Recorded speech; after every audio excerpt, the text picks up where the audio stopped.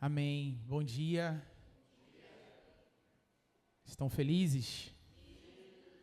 Graças a Deus, mais uma manhã que nós podemos nos reunir como igreja nesse lugar para declarar o nosso amor, a nossa gratidão, a nossa devoção ao único que é digno de receber toda a adoração que flui desse lugar.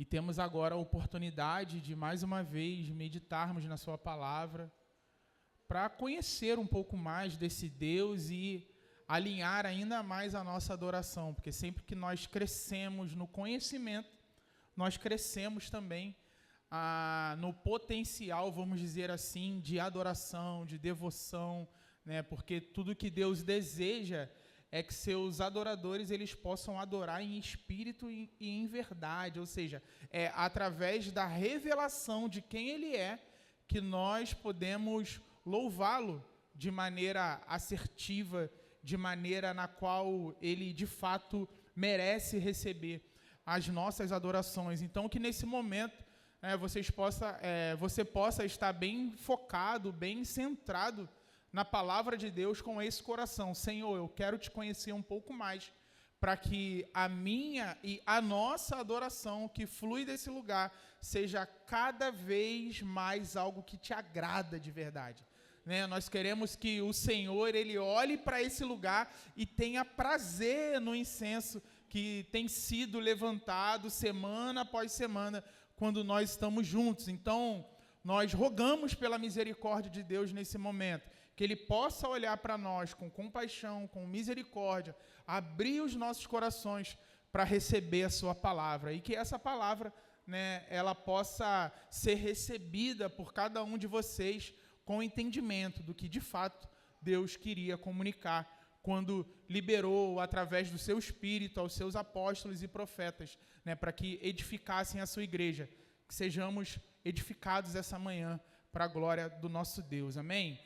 E o tema da palavra, eu não sei se tem aí para jogar, é não te ensoberbeças, né? É uma palavra, obviamente, baseada ali, para quem não sabe, para quem nos visita essa manhã, nós estamos numa série no livro de Romanos. Então, semana após semana, a gente vem meditando em cada capítulo, né? Cada trecho do que o apóstolo Paulo comunicou ali para a igreja de Roma, lá no primeiro século, e nós chegamos no capítulo 11, né, na última semana, e hoje nós vamos abordar a partir do versículo 11 do capítulo 11. Então, se você estiver com a sua Bíblia aí, já quiser deixar aberto nesse trecho, né, que carrega aí o tema dessa palavra, não te ensoberbeças, né, avançando na nossa série, a ideia central desse texto é que a salvação dos gentios não é motivo de orgulho ou presunção. Não é motivo de orgulho ou presunção, mas sim o método gracioso de Deus para cumprir as suas promessas. Provocar o Israel étnico ao ciúme salvífico e manter todos, né, no caso, todos aqueles que foram alcançados pela graça, com o entendimento de que a salvação deles, ela é mantida mediante a fé em Jesus Cristo. Ou seja, é aqui que Paulo confronta de maneira bem direta o orgulho dos gentios e revela o plano de Deus por trás da dureza temporária de Israel, que dura até hoje, né? Que dura até os nossos dias. Talvez você já tenha visto o caso da pessoa que ela sai da favela ou de uma vida bem pobre, vamos dizer assim, consegue um emprego bom, muda para o asfalto, né, como se costuma falar, ou para um bairro melhor, e alguns anos depois ela fala da favela como se fosse um lugar que nunca foi seu. Esquece o nome dos vizinhos, esquece aquele que emprestou um dinheiro quando estava no aperto, passa a olhar de cima para quem ficou. E ainda tem a cara de pau de cantar a plenos pulmões. Sabor de mel. Quem nunca ouviu um vizinho com um rádio bem alto cantando que a minha vitória tem sabor de mel? Por aqui, nós poderíamos falar que esse caso se trata de alguém que esqueceu dos pobres. Né? A gente fala isso para amigos, inclusive, né? Pô, esqueceu dos pobres. E a Bíblia, ela tem um outro nome, né? E obviamente falando de uma situação muito mais grave do que talvez os exemplos que eu tenha dado aqui, mas a Bíblia fala sobre o problema de se vangloriar de uma graça que você não produziu. Às vezes a pessoa bota o adesivo no carro, né? Foi Deus que me deu. Aí sai da igreja sozinho, não dá carona para um irmão, né? Tem alguma coisa errada. E falando de salvação, que é o contexto dessa passagem, a verdade é que ninguém alcança sozinho. Ninguém tem poder para se salvar. Ninguém chega lá se ninguém tiver aberto a porta primeiro. E quando a gente esquece isso, quando trata como conquista o que é presente, a gente vê exatamente o tipo de gente que despreza quem ainda está dormindo o mesmo sono que nós dormíamos outrora.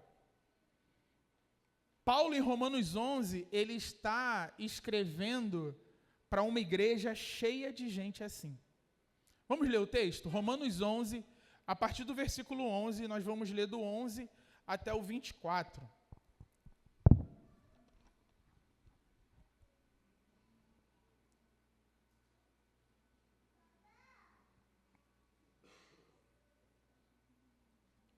Diz assim: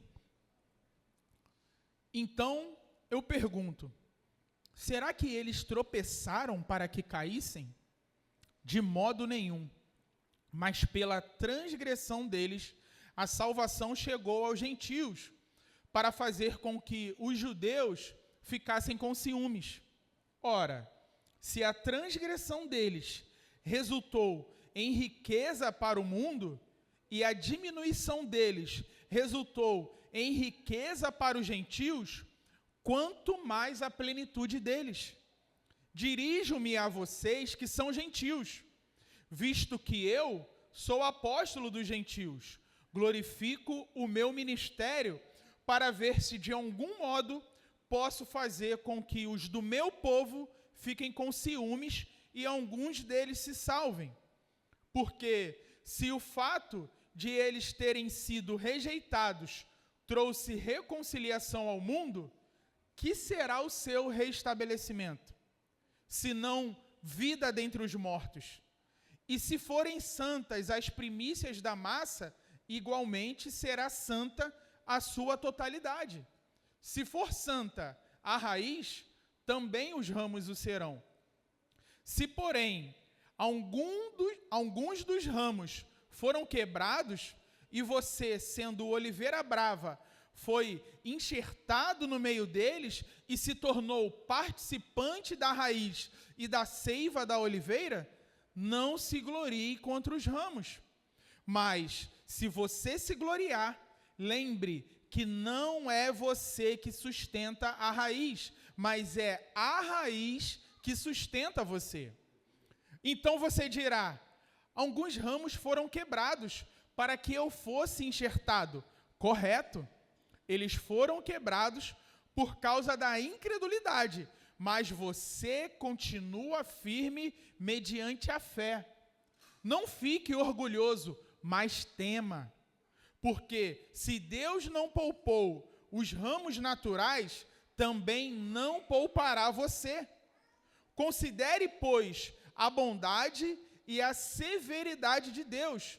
Para com os que caíram, severidade, mas para com você, a bondade de Deus, desde que você permaneça nessa bondade. Do contrário, também você será cortado. Eles também, se não permanecerem na incredulidade, serão enxertados, pois Deus é poderoso para os enxertar de novo.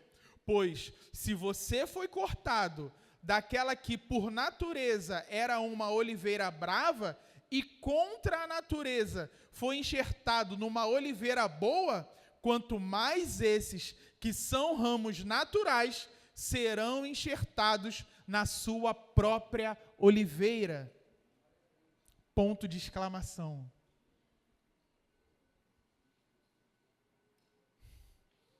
Quem estava na sala de oração na quinta-feira vai perceber bem o que Deus tem desejado gerar no nosso coração nesses últimos dias. Humildade e não orgulho. Amor por Israel, não indiferença.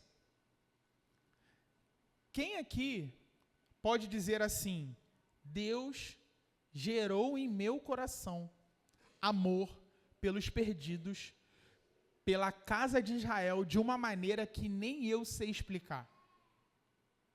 Quem aqui pode dizer isso?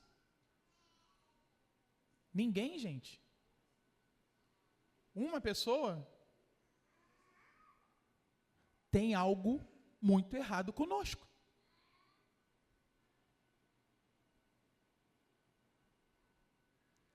Talvez boa parte de nós tenhamos crescido em contextos onde isso não foi revelado da maneira que os profetas e os apóstolos revelaram para nós. Por isso não foi gerado em nós compaixão por esse povo, que é o povo de Deus. O nosso rei é judeu. Quando ele fala de Israel, quando ele fala lá em Mateus 23, Jerusalém, Jerusalém, é um lamento profundo. É alguém que está olhando e está lamentando pela situação que o povo judeu se encontrava naquele dia, e se encontra até hoje. Porque veio um endurecimento sobre Israel. Mas a promessa de Deus é que esse endurecimento, ele não é eterno. E Jesus anseia por esse tempo, ao ponto de declarar mais à frente, lá em Mateus 26, que ele não beberia mais do vinho, até que chegasse o dia em que esse povo vai olhar para o céu e vai dizer assim: bendito que vem em nome do Senhor. Fazendo aqui uma junção de Mateus 23 com Mateus 26, que está ali, está contando o momento ali que Jesus ele está caminhando para a sua morte. E esse tom de lamento, ele fica muito claro. Eu estou falando só do testemunho de Jesus, mas a gente pode olhar para os profetas. Leia os profetas menores.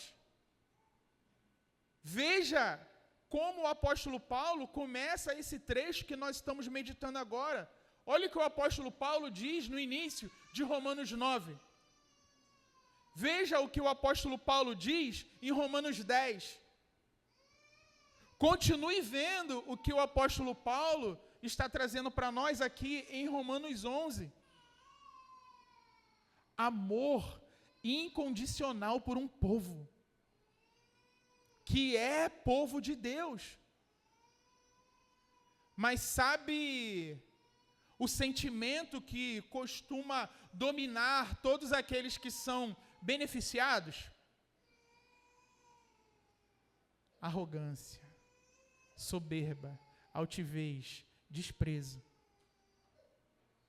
Por isso eu dei o exemplo da pessoa que muda de vida e que não é um exemplo bom, não deve ser um exemplo a ser seguido. Se um dia a nossa vida ela é mudada, nós precisamos nos lembrar do nosso passado, olhar para trás e lembrar assim: cara, eu não posso me esquecer nunca de onde eu saí. Para quê? Para que a soberba não tome conta do meu coração. para que a arrogância não me domine. Mas como cristãos, e talvez até por falta de conhecimento do plano de redenção de Deus, muitas vezes nós nos esquecemos de onde nós saímos e de onde nós fomos enxertados. Nós estamos desfrutando de uma graça que não é nossa. E é isso que o apóstolo Paulo está falando nesse texto aqui. Ei, voltem para a realidade. Por quê? Porque vocês não eram nem povo. Agora vocês podem ser chamados de filhos de Deus. Mas porque houve um endurecimento daqueles a quem ele elegeu. Óbvio, isso já era plano de Deus, para que nós entrássemos. Mas também é plano de Deus o retorno desse povo. Só que a gente entra, desfruta e esquece. Já está feito. Eu estou dentro. Tá, e quem está fora? Cadê a compaixão? Cadê a misericórdia? A nossa teologia, e quando eu digo nossa, falando da igreja assim de modo generalizado, chegou num lugar de tanta arrogância ao ponto de se colocar no lugar dessas pessoas. De dizer assim, não, nós somos o Israel de Deus. Onde está escrito isso, gente? Que a igreja substituiu Israel. Talvez aqui muitos já tenham escutado isso. E talvez seja um caminho até mais interessante, vamos dizer assim. Eu não preciso orar por esse povo. Eu sou o povo. Agora eu estou dentro. Tá, e quem está fora?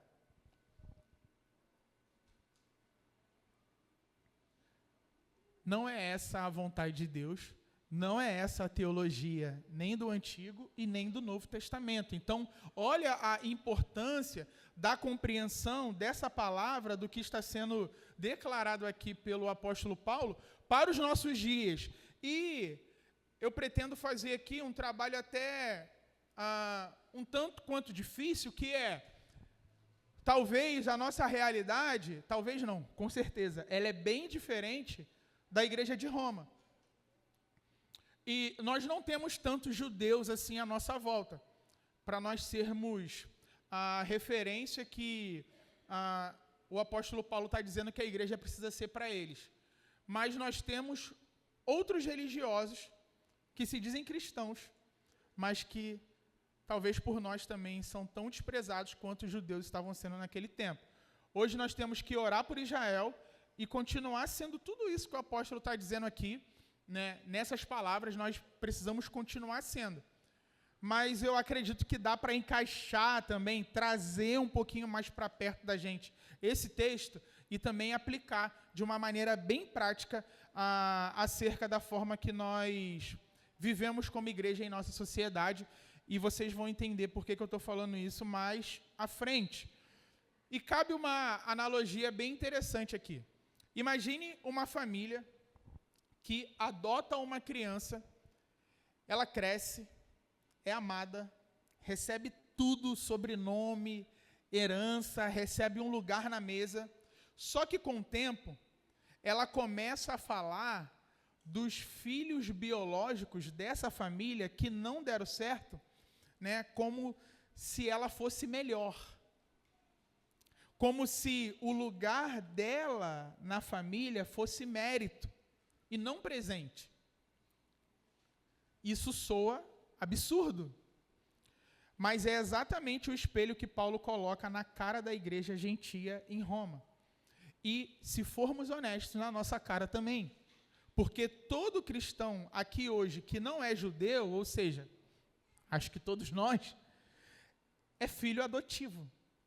Fomos enxertados numa família que não é originalmente nossa. E existe um risco muito real de esquecer isso e começar a olhar para quem ainda não creu com desprezo, em vez de olhar com a mesma graça que um dia nos alcançou. Então, a compreensão desse texto, ela serve como um antídoto contra a arrogância espiritual. Hoje nós não temos muitos judeus olhando para a nossa vida, mas não há problema em incluirmos aqui essa provocação de Paulo também para o nosso contexto. E a vida da igreja, né, nós precisamos nos questionar. E quando eu falo a vida da igreja, agora falando da nossa vida como igreja, né, o que ela está revelando para quem está fora da igreja? O que a nossa vida como igreja está revelando para quem não está na igreja? Será que ela revela a atração, ciúme ou rejeição? Precisamos nos perguntar sobre isso. Nós estamos construindo um ambiente cuja graça, amor e beleza do evangelho façam os céticos e afastados dizerem assim: existe algo de divino ali no meio deles que eu preciso ter também. Existe algo que eu não sei explicar, mas que eu quero. É isso que Paulo está dizendo, que a igreja precisa revelar para os judeus. Eles têm que olhar para a igreja e falar assim: pô, calma aí. Esse lugar é meu. Eu quero desfrutar. Na verdade, a minha busca sempre foi desfrutar disso que eles estão desfrutando agora. Eu quero isso para mim.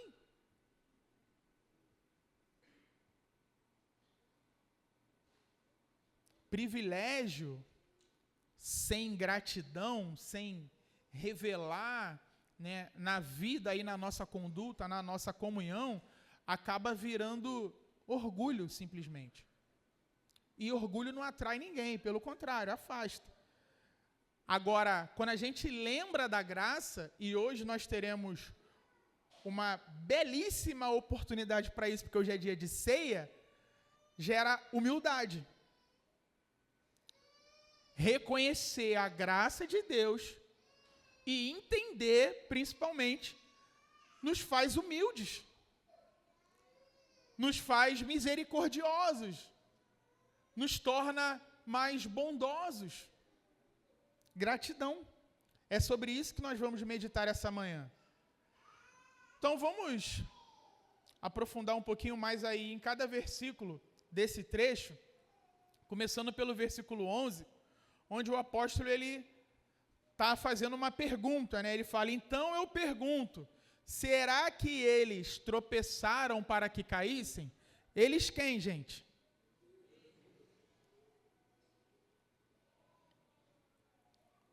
Quem ouviu a mensagem na semana passada vai perceber que Paulo ele abre esse novo momento exatamente como abriu o parágrafo anterior, com uma pergunta retórica, esperando uma resposta negativa, né, que ele já responde: de modo nenhum.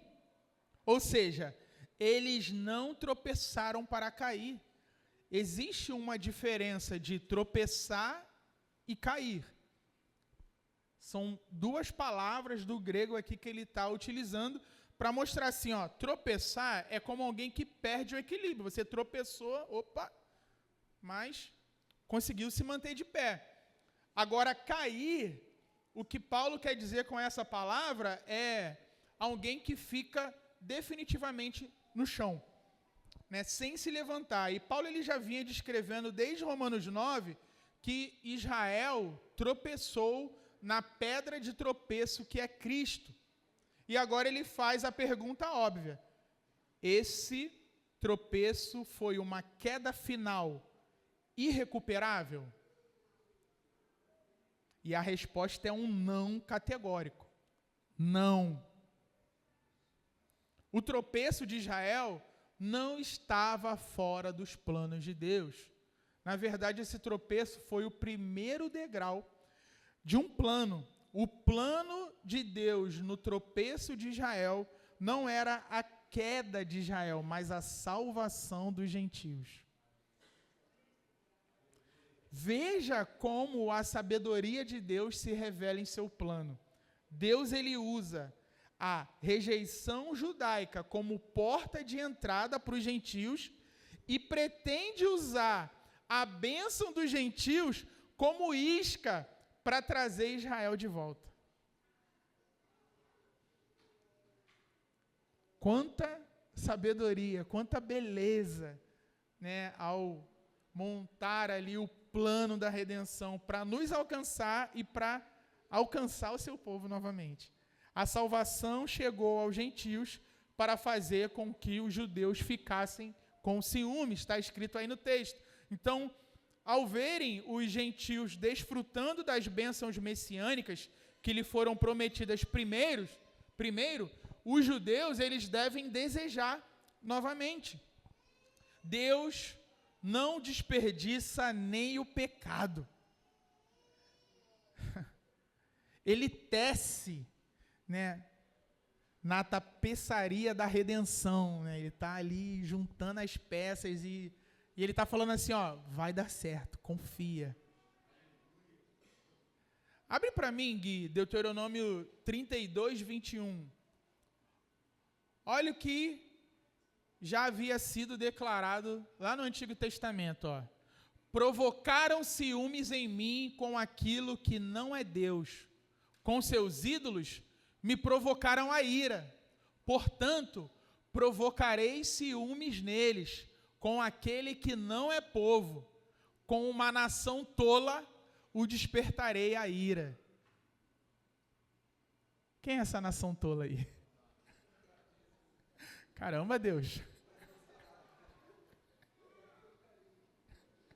Obrigado pela parte que me toca. É verdade ou é mentira, gente? Qualquer nação sem Deus é o quê? Tola. Está perdido. Está cego, entendeu? Não sabe para onde vai. E essa é a realidade de qualquer povo sem Deus. Notem que Paulo, ele não está trazendo, então, uma nova revelação. Ele está trazendo entendimento acerca daquilo que já havia sido profetizado anteriormente. Pense num pai que, ao ver o filho mais velho recusar um convite para jantar em família, ele decide chamar um sobrinho. Né? Ele chama o sobrinho ali, alguém até um pouco distante, alguém que nunca tinha sido convidado antes, mas ele chama, né, e o sobrinho fica emocionado, se sente parte da casa, né, e começa a agir ali como se fosse, de fato, um morador, né, daquele lugar, aproveita cada prato da mesa, posta lá no seu Instagram, né, posta lá para todo mundo ver, recebe presentes, amor, hospitalidade, assim, nível mulher sunamita, sabe?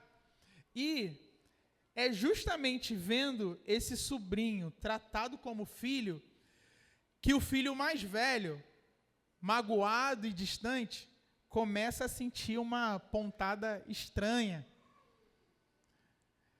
Espera, esse lugar é meu, declara em seu coração o filho. O pai nunca planejou excluir o filho para sempre.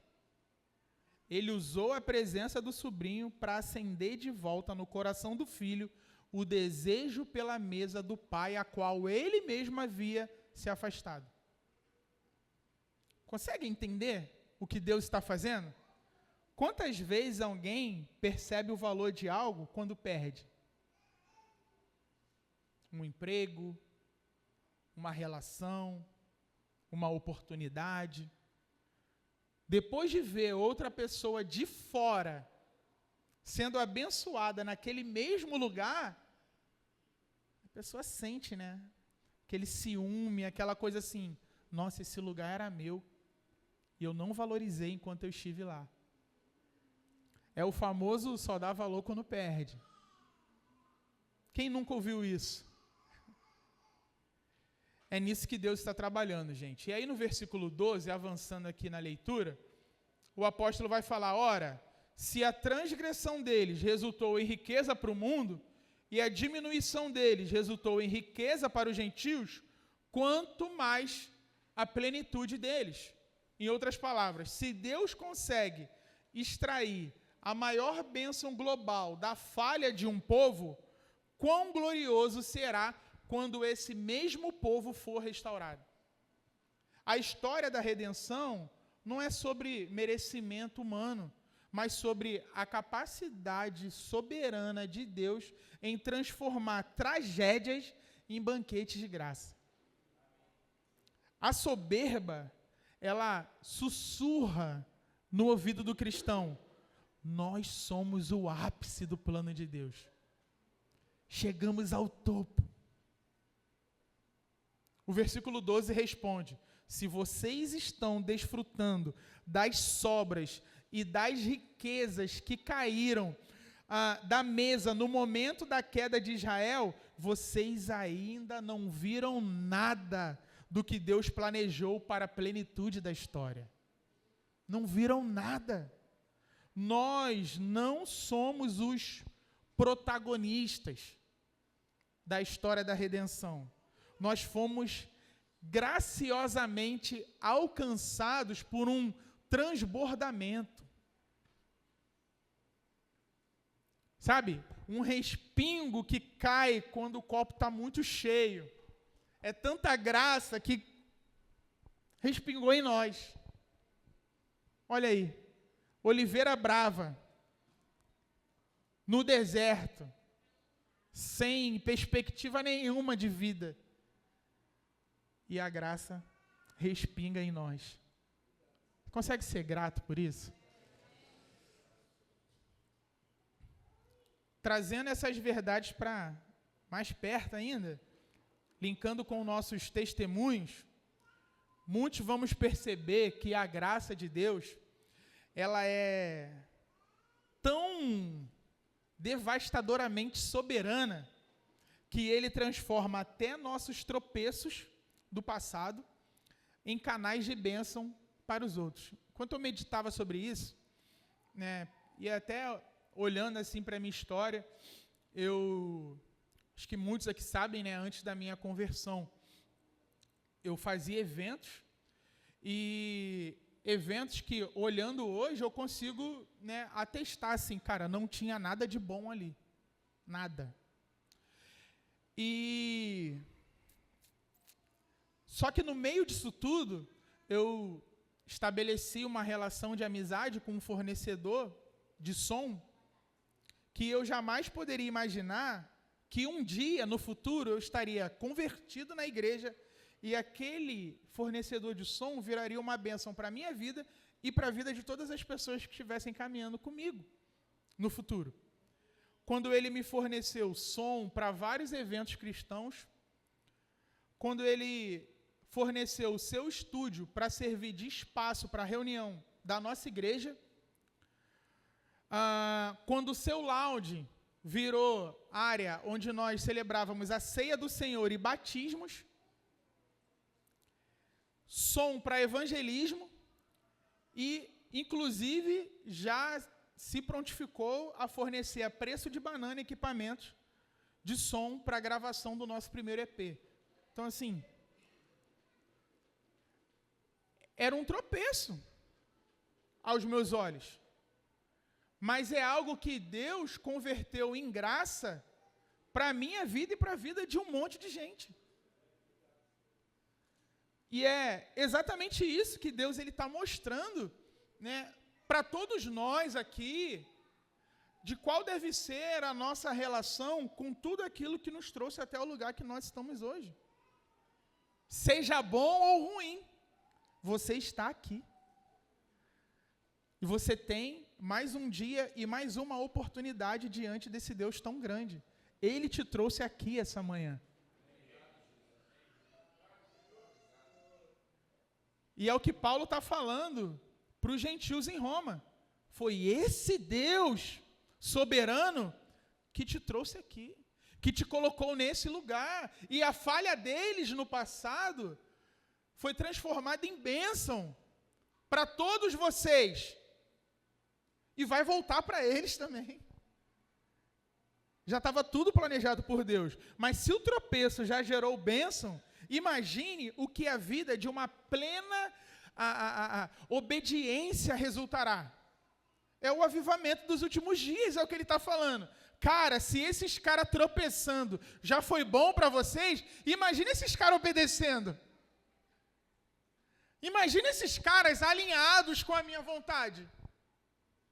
Imagina o que vai acontecer quando esse povo reconhecer que Jesus Cristo é o Senhor. Avivamento. Versículo 13 e 14. Dirijo-me a vocês que são gentios, visto que eu sou apóstolo dos gentios. Glorifico o meu ministério, para ver se de algum modo posso fazer com que os do meu povo fiquem com ciúmes e alguns deles se salvem. Esse glorificar que ele usa aqui, a gente pode até interpretar de maneira equivocada. Esse glorificar o ministério não significa soberba pessoal ou autopromoção, né? Glorifico o meu ministério. Quando ele fala isso, ele está falando sobre exercer o chamado apostólico que ele tinha, esse encargo, com máxima dedicação, paixão, alegria, valorizando o peso escatológico de pregar aos não-judeus, né? Isso é glorificar o ministério, é fazer o melhor daquilo que Deus te designou para fazer, para que outros possam ser abençoados por aquele trabalho que você está realizando, e assim Deus ser glorificado na obra que você realiza. Então isso é o que Paulo quer dizer com glorificar, ou seja, quanto mais bem-sucedido ele for em pregar aos gentios e encher a igreja de não-judeus transformados, mas os seus compatriotas verão as bênçãos da aliança abraâmica sendo desfrutada fora de Israel, provocando ciúmes neles. Então, provocar ciúmes em Israel, e acho que esse é outro alerta muito importante para a igreja dos nossos dias, é viver uma vida de plena obediência a Deus. Isso não significa judaizar a igreja. Isso não significa tocar chofar na igreja. Isso não significa pendurar a bandeira de Israel na igreja. Isso não significa colocar a arca da aliança na igreja. Ou algo que represente ela. Isso não significa colocar um candelabro na igreja. Isso não vai fazer o judeu ficar com ciúme. Isso vai fazer o judeu debochar da sua cara.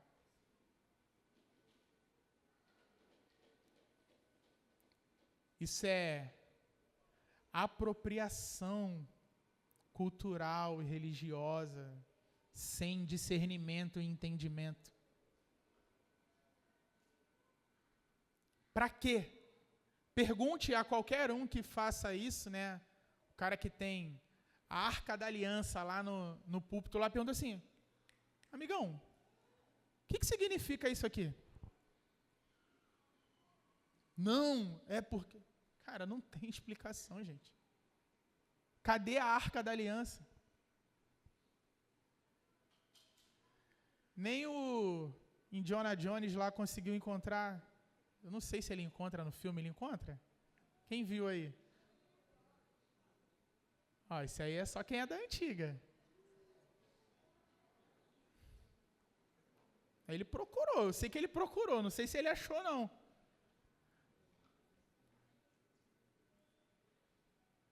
Não é isso que vai provocar ciúmes em Israel, gente. É viver uma vida de plena obediência à vontade de Deus. É desfrutar das bênçãos que Deus tem para o seu povo. O Evangelho, ele nos convoca a viver dessa maneira.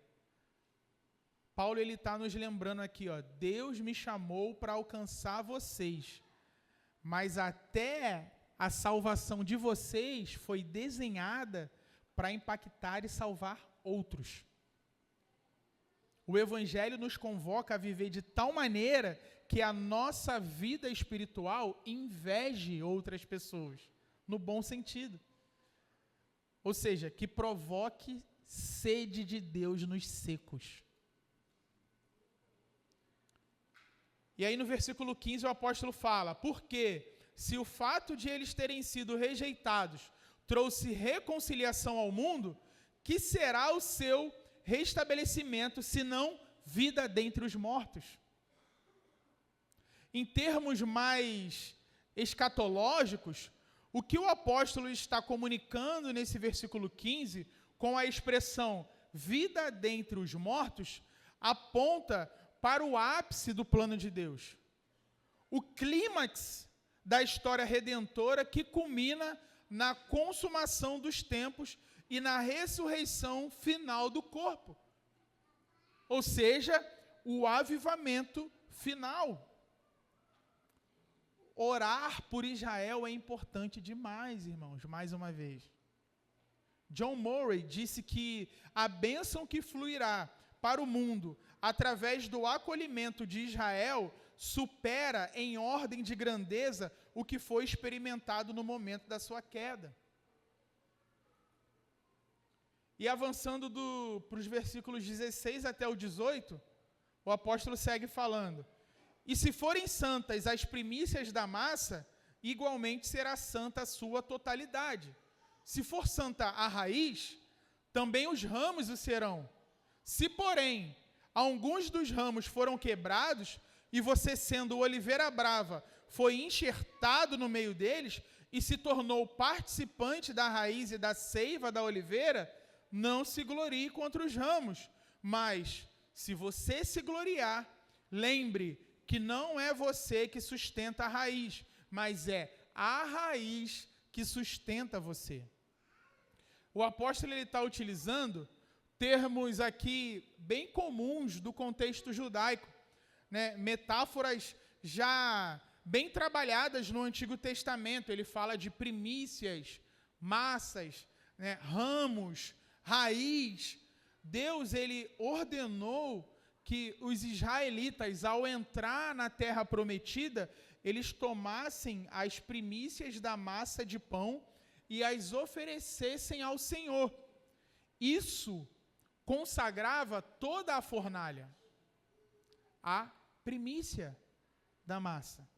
As primícias que Paulo está falando aqui, provavelmente se trata dos patriarcas, né? Ele está dizendo assim, existe uma santidade transmitida.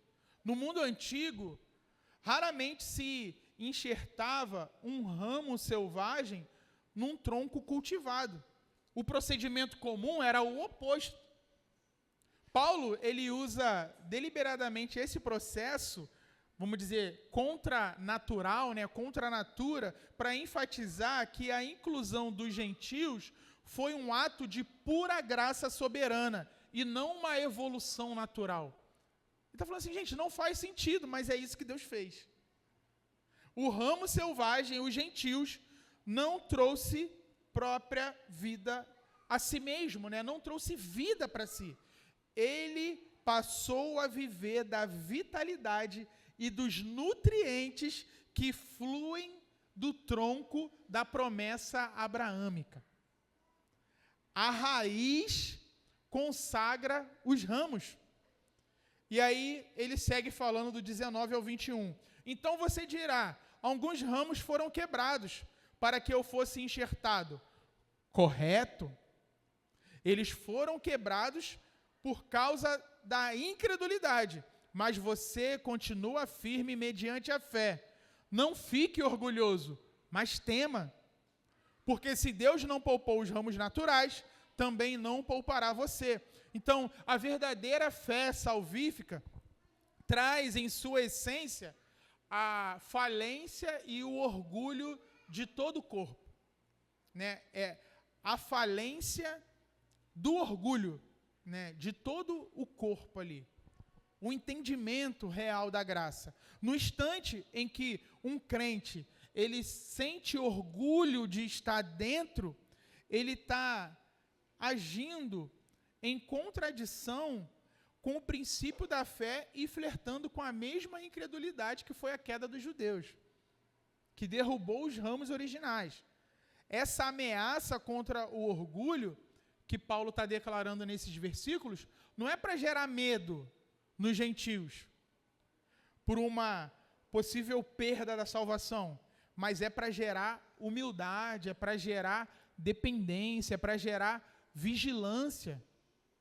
Estar firme na oliveira significa permanecer ligado pela fé. É mediante a fé. Não se apoie nos privilégios. Sua permanência na graça não é medalha de privilégio, mas uma prova da misericórdia divina. É a misericórdia de Deus que nos sustenta. Cuidado com essa narrativa de vida centrada no eu venci, né? Eu sou vitorioso. Cuidado. Como é que você conta a sua própria história espiritual para outras pessoas? A sua história de conversão, de crescimento na fé, as bênçãos recebidas. Ela soa como Deus me escolheu porque eu tinha algo especial, ou como fui enxertado por pura graça numa história que não gira em torno de mim?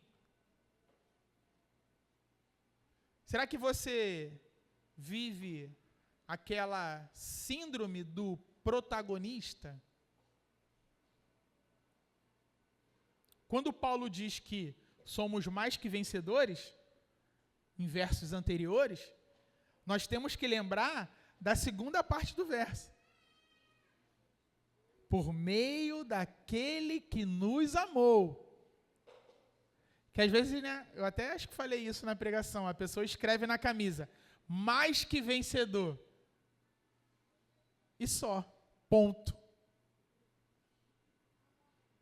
Só que é mais que vencedor por meio daquele que nos amou. Tudo precisa apontar para Cristo.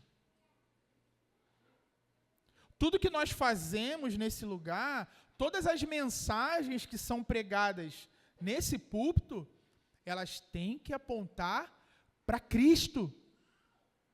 Ele é o centro, não nós.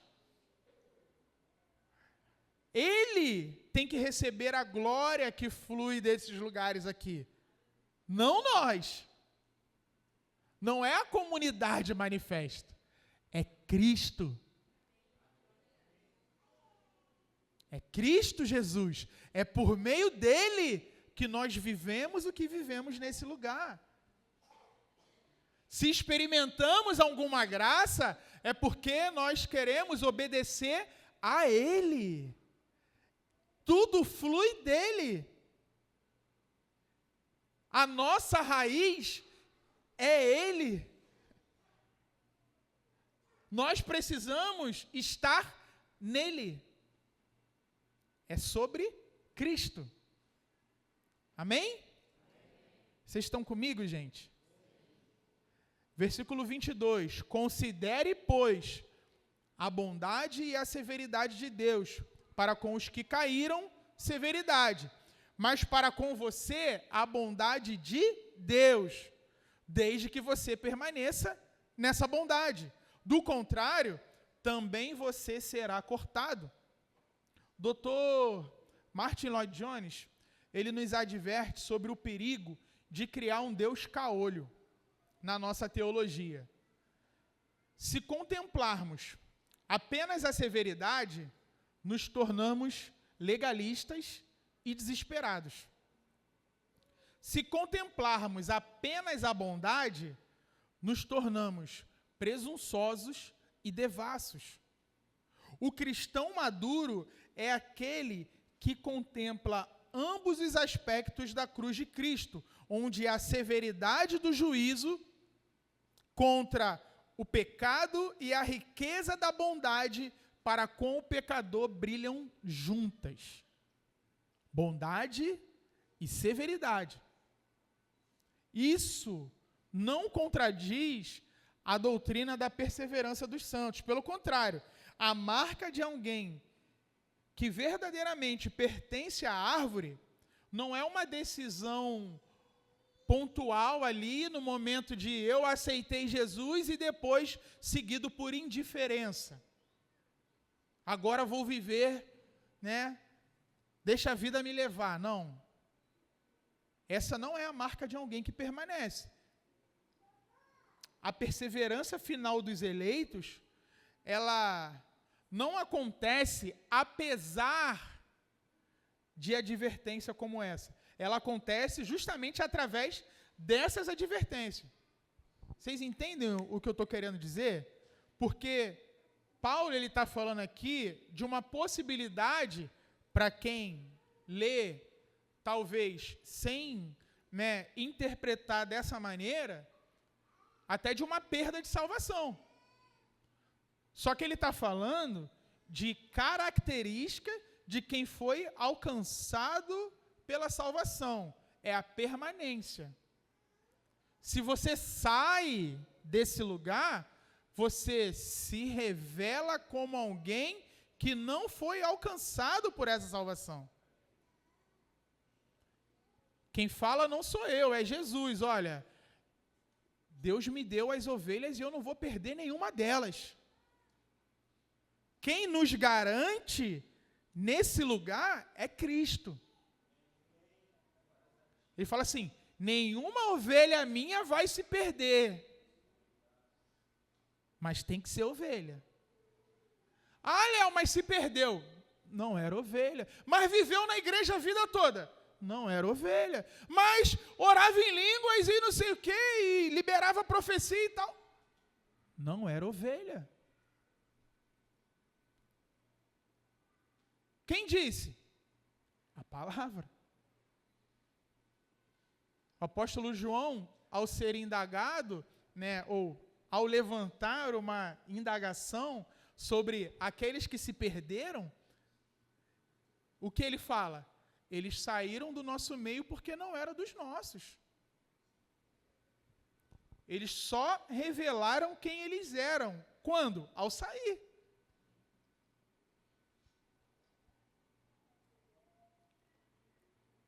Muitas das palavras que vocês vão ouvir nesse púlpito soa como confronto, eu já ouvi às vezes pessoas murmurando no bom sentido, mas, Natália?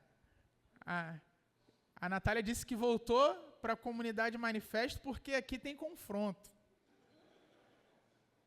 Que ela precisa disso. E por que tem confronto? Porque o Evangelho confronta. E se você quiser pregar o Evangelho, vai ter confronto. E vou dizer mais, a recorrência vai ser grande, tá? Que às vezes o meu sentimento é que a Bíblia é confronto de Gênesis a Apocalipse. Por quê?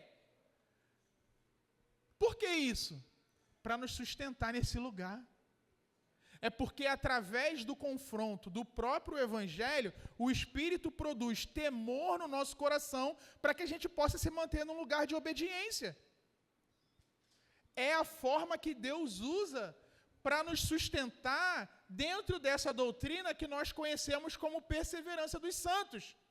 Como nós perseveramos? Através do conhecimento de Deus que nos confronta a permanecer nesse lugar. E por causa do Espírito dele que está em nós, nós conseguimos obedecer e permanecer nesse lugar, para que nós alcancemos a nossa salvação. Mas nós nos salvando? Não, pelo Espírito que ele colocou em nós e nos permite corresponder, responder em obediência.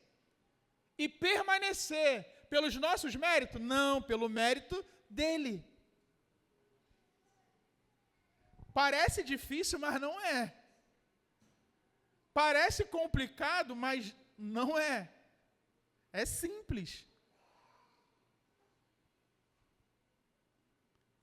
Amém, gente? Então, por isso que tem confronto. É bom nós sermos lembrados, porque nós temos, infelizmente, uma tendência muito grande de nos esquecermos facilmente daquilo que é importante para nós e que é importante para Deus. Então, semana após semana, Deus faz esse trabalho de, através da sua palavra, nos lembrar daquilo que nós não deveríamos ter nos esquecido, mas, infelizmente, nos esquecemos muitas vezes.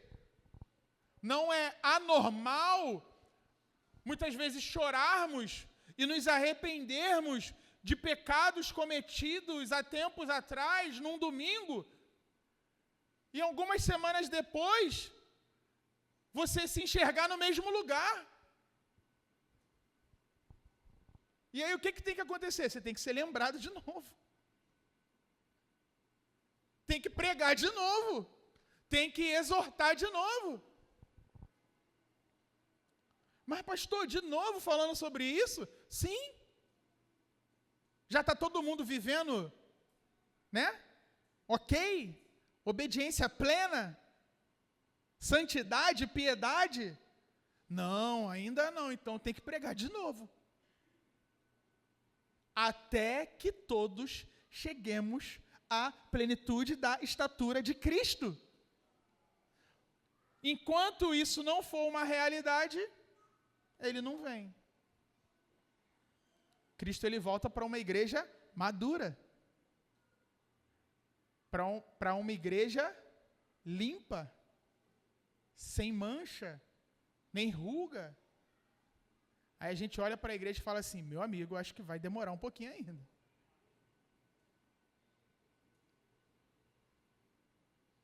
Temos trabalho pela frente. Glória a Deus. E vamos trabalhar, estamos aqui para isso. Vamos embora.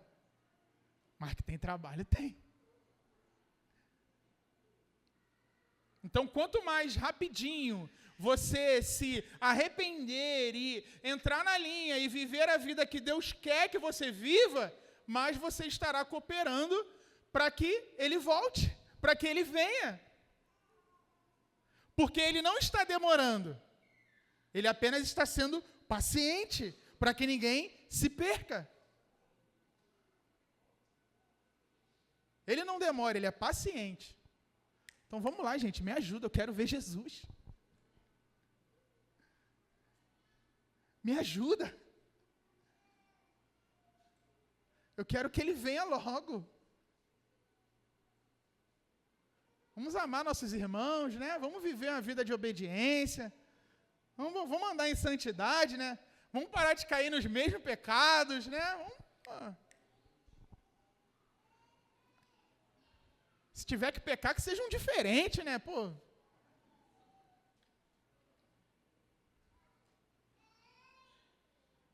Mas se arrepende e larga. Pelo amor de Deus. E como diz Jesus, ó, vai, não peques mais. Por favor. Ele quer voltar. Mas ele não vai perder suas ovelhas. Esse é o nosso Deus. Não é vergonha, gente, semana após semana, se você tiver que dobrar seus joelhos, lamentar seus pecados em arrependimento diante de Deus, não é vergonha. O nome disso é graça. É a graça trazendo o constrangimento necessário para você se colocar diante dele e clamar. Hosana, salva-me. Salva-me, Senhor. E nós precisamos ter esse coração cheio de compaixão e misericórdia pelos nossos irmãos que são vulneráveis e se colocam nesse lugar e clamar por graça, por misericórdia, por bondade, por cura. Cura-nos, Senhor. Mais uma vez nós viemos até aqui e nos humilhamos diante de Ti. Cura-me. Muda o meu coração. Muda o meu interior, muda a minha mente, me ajude a entender aquilo que eu não entendo, mas eu quero entender, Senhor. E nós vamos orar, cura, Senhor, muda, Senhor, faz a Tua obra, porque o Senhor é poderoso para fazer. Eu não posso, mas o Senhor pode fazer. E eu creio nisso. E eu não vou me omitir, e eu não vou ter vergonha. Se tiver que me colocar de joelhos 10, 20, 30 vezes, até que o Senhor faça, eu vou bater, bater, bater, bater.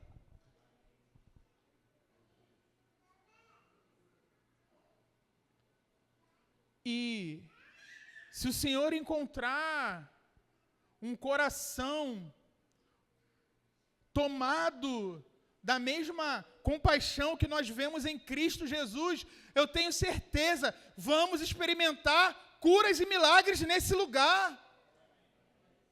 Que o Senhor nos dê a compaixão de Jesus diante dos enfermos, diante daqueles que lutam contra pecados, diante daqueles que revelam a sua miséria nesse lugar. Que haja em nós esse mesmo sentimento, esse mesmo amor, sabe?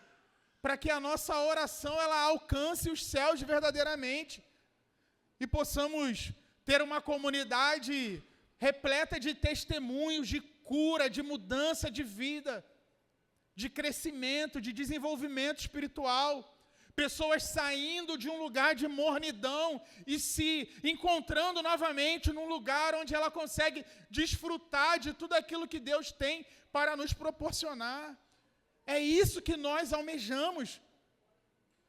E é isso que cada um aqui precisa almejar. Não seja um empecilho. Talvez um bom conselho que eu posso dar essa manhã para a gente começar a trilhar esse caminho é você se resolvendo antes de querer consertar o outro, sabe? Antes de querer impor as mãos sobre o outro, antes de querer orar sobre o outro, antes de querer liberar palavras sobre o outro, antes de querer, resolva-se. Resolva-se. Seja alguém que escolheu se humilhar e falar assim, eu vou testemunhar a vida que Deus deseja para a igreja, eu vou viver uma vida de obediência, eu vou viver como um discípulo radical de Jesus Cristo nesse lugar. Nossa, maravilhoso! É isso que nós precisamos. Se cada um conseguir acessar esse lugar, avivamento. Avivamento. É isso que Jesus está falando sobre tirar a trave do nosso olho. É tipo assim, cara, antes de querer resolver o problema da igreja, resolve a sua vidinha.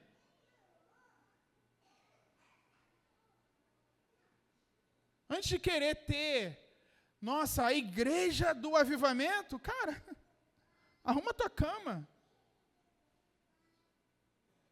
Vamos lá. Vamos viver uma vida digna do evangelho, vamos renunciar, sabe, a nós mesmos. Vamos deixar nossas preferências pessoais um pouquinho de lado e vamos viver em função do outro.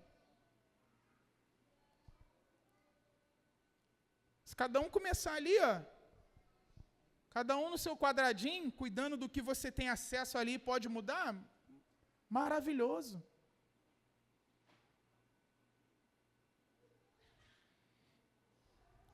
Estão felizes ainda, gente?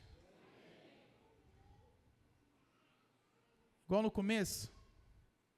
Glória a Deus. E aí no versículo 23, já partindo aqui para o encerramento, o apóstolo ele fala assim, eles também, se não permanecerem na incredulidade, serão enxertados, pois Deus é poderoso para os enxertar de novo. Esse versículo 23, ele nos proíbe de fechar a porta para qualquer pessoa. Nunca é demais lembrar, Paulo está falando do povo judeu. Mas isso vale para qualquer pessoa do mundo.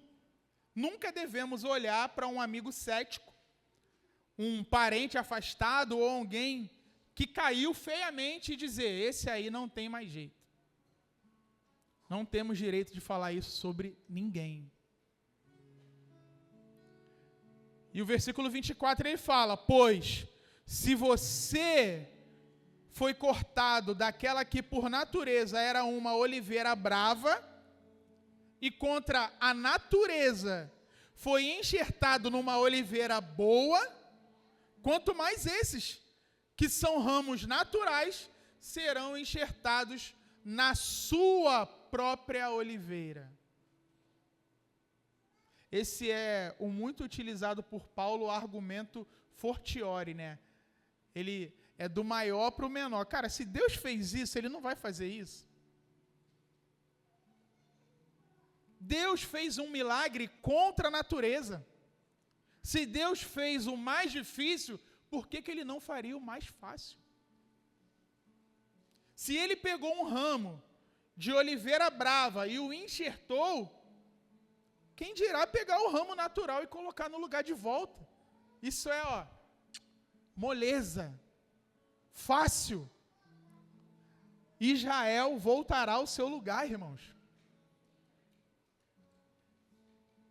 Oremos por esse povo, que o Senhor nos livre do espírito antissemita dos nossos dias. Nosso Salvador é judeu, Ele ama aquele povo. Agora eu pergunto, você é o tipo de crente que gera ciúme em quem está fora?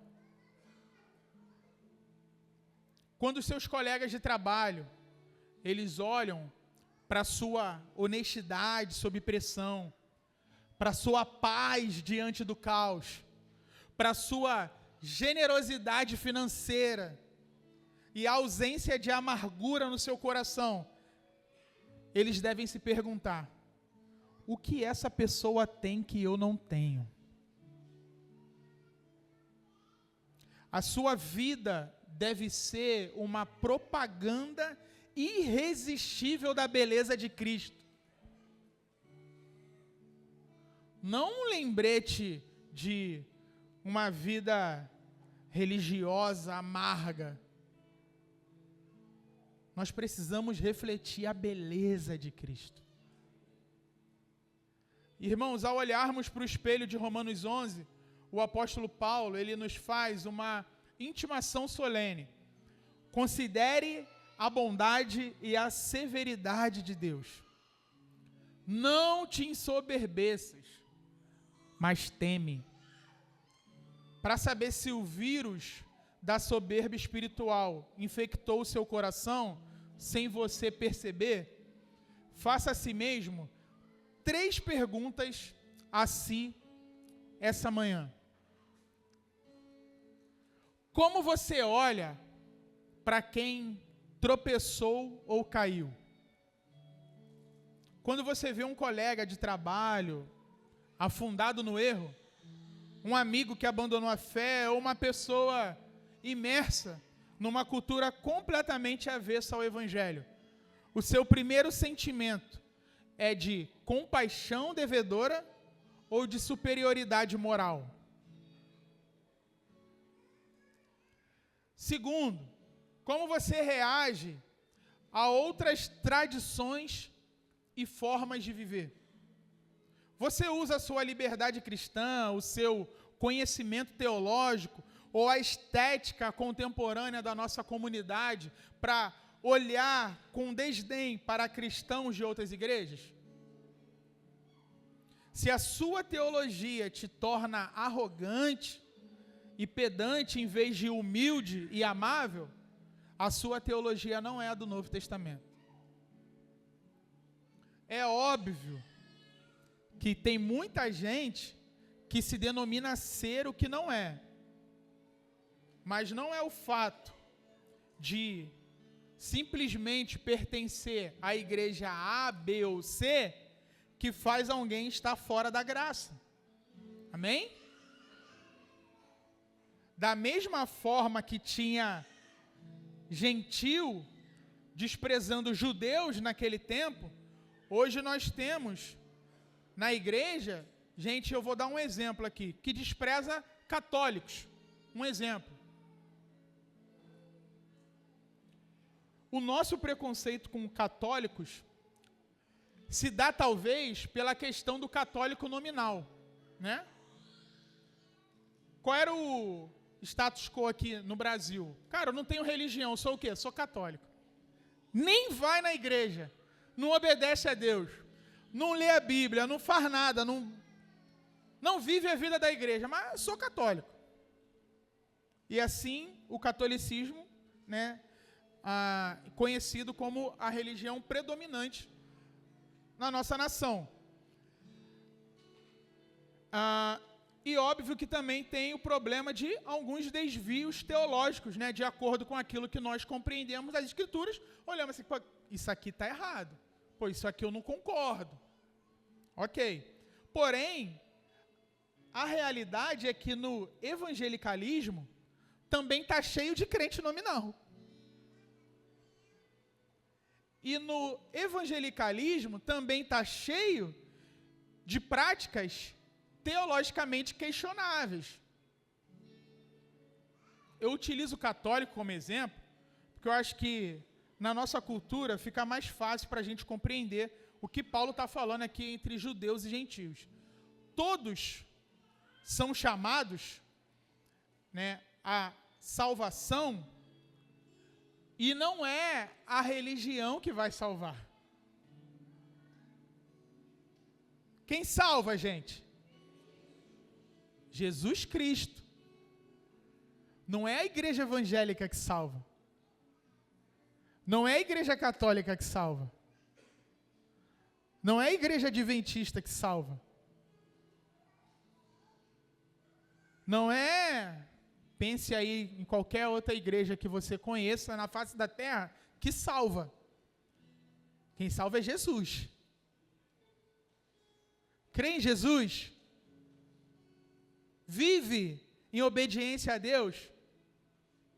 E obviamente isso vai implicar em muitas outras coisas, mas precisamos compreender que a salvação se dá por meio dele, e não de placas, não de denominações. Amém? E o terceiro ponto é: você tem tratado a graça de Deus com leviandade ou com temor reverente? Estar enxertado na oliveira não é uma licença para presunção ou para preguiça espiritual. A permanente dependência da fé nos mantém de joelhos, vigilantes, desfrutando da bondade de Deus, sem jamais trivializar a sua santidade e severidade. Eis o convite de Deus para nós essa manhã: arrependimento do orgulho espiritual. Se o Espírito Santo te convenceu que você tem vivido uma vida com o peito estufado, se arrependa. Orgulhoso de sua conduta, da sua mente, da sua intelectualidade, sabe? Do seu entendimento acerca do que é certo e errado, da sua religiosidade. Esse é o momento de você desarmar a sua autossuficiência. Você não se sustenta. Deixe cair no chão a ilusão de que você merece estar aqui. Venha para a mesa do Pai, não como um convidado de honra que está fazendo um favor para Deus, por estar na igreja, mas como um mendigo que recebeu o banquete da salvação de graça. Arrependa-se. Arrependa-se da soberba.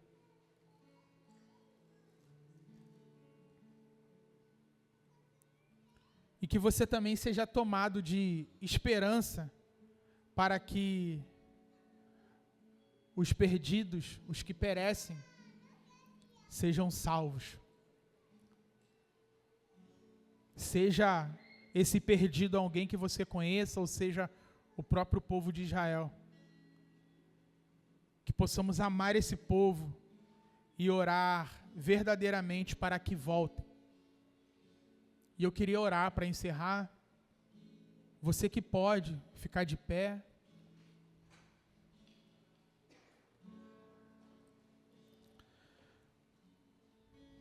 Senhor nosso Deus, Pai de infinita misericórdia e justa severidade, eu oro como igreja, Senhor. Eu declaro que nós nos prostramos essa manhã diante do Seu trono e te pedimos perdão, Deus. Perdão pelas vezes que agimos como se salvação fosse uma conquista nossa. Perdão pelo elitismo, pela arrogância espiritual, pelo olhar de desprezo que muitas vezes talvez venha a ser o nosso olhar para aqueles que tropeçam. Lembra-nos, Senhor, de onde nós fomos tirados. Éramos galhos selvagens, infrutíferos, mortos. Mas a Tua graça, a Tua pura e soberana graça nos enxertou no tronco das Tuas promessas, Deus. Livra a nossa comunidade de toda soberba e arrogância, seja ela teológica ou cultural. Faz de nós uma igreja tão cheia de humildade, amor e beleza, que a nossa vida provoque ciúme santo naqueles que estão distantes de Ti, ó Deus. Renovamos hoje a nossa fé, a nossa dependência exclusiva de Cristo e o nosso temor reverente. E declaramos sobre os que se encontram afastados agora mesmo da sua casa: Tu és poderoso para os enxertar de novo.